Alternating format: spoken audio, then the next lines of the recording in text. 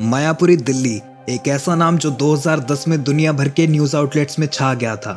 लेकिन ये नाम किसी पॉलिटिकल इवेंट या हिस्टोरिकल इंसिडेंट के लिए नहीं, बल्कि एक खौफनाक और शॉकिंग रेडियो एक्टिव इंसिडेंट के लिए जाना गया था।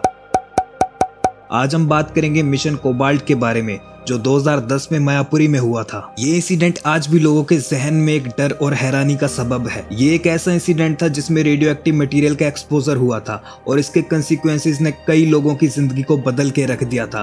तो एक कैसा मिसहैप था। आज की इस वीडियो में हम इसकी पूरी कहानी को समझेंगे। So let get started.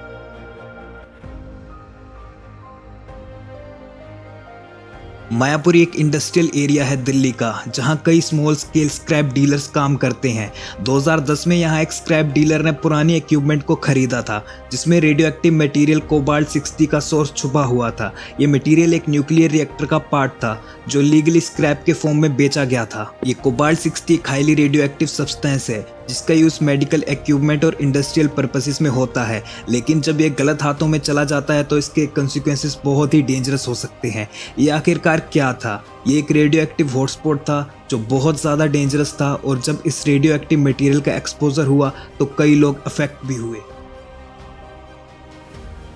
देखो, इसका एक्सपोजर डायरेक्टली नहीं हुआ था। पहले एक सब्सटेंस को मार्केट में लाया जाता है, देन उसके पीसेस होते हैं, देन उसका डिस्ट्रीब्यूशन होता है और फिर मचती है तबाही।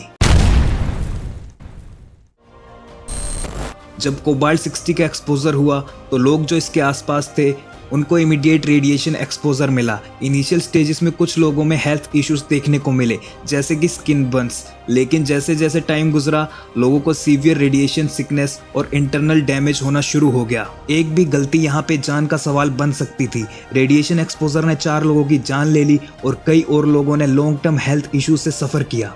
जब ये केस पब्लिक होता है तो दिल्ली पुलिस और एटॉमिक एनर्जी रेगुलेटरी बोर्ड के एक्सपर्ट्स को तुरंत इस रेडियो एक्टिव मटेरियल की लोकेशन ट्रेस करनी पड़ती है। इस मिशन को मिशन कोबाल्ट कहा गया।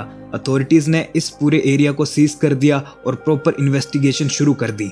अथॉरिटीज के एफर्ट्स के बाद ये कोबाल्ट 60 का सोर्स ट्रेस किया गया। जहां से स्क्रैप मटेरियल डिस्ट्रीब्यूशन शुरू हुआ था वहां से लेके एंड तक सारी टाइमलाइन को एक्सप्लोर किया गया। ये इंसिडेंट एक लेसन था जो हमें दिखाता है कि अनसेफ प्रैक्टिसेस और इलीगल स्क्रैप ट्रेडिंग के कॉन्सिक्वेंसेस कितने खतरनाक हो सकते हैं।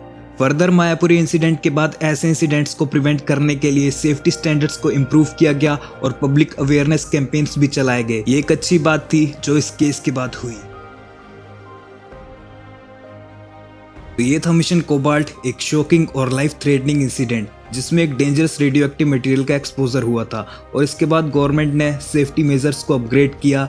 ये हमें ये सिखाता है कि सेफ्टी अवेयरनेस और रिस्पॉन्सिबल हैंडलिंग ऑफ मटेरियल्स कितना ज़्यादा ज़रूरी है ताकि हम ऐसे डेंजरस सिचुएशन से बचे रहें।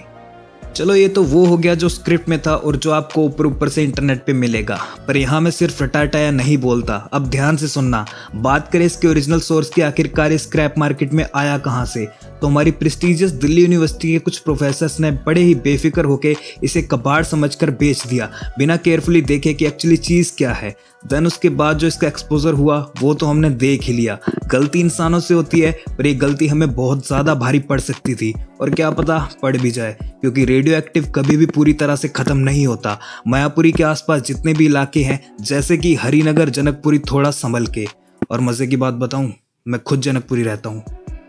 कुछ आर्टिकल्स में तो इंसिडेंट को सीधा सीधा टेररिज्म से लिंक कर दिया गया, सिर्फ अपनी लापरवाही को छुपाने के लिए। जहां देखो वहां टेररिज्म। भाई, सब कुछ यही नहीं होता। आपको इस वीडियो से रिलेटेड जेन्युइन रिसर्च पेपर्स और आर्टिकल्स डिस्क्रिप्शन में मिल जाएंगे, चाहे तो देख सकते हो। जनरली मैं कहता नहीं, पर कुछ नया पता चला हो तो अप्रिशिएट ज़रूर करना। Peace out.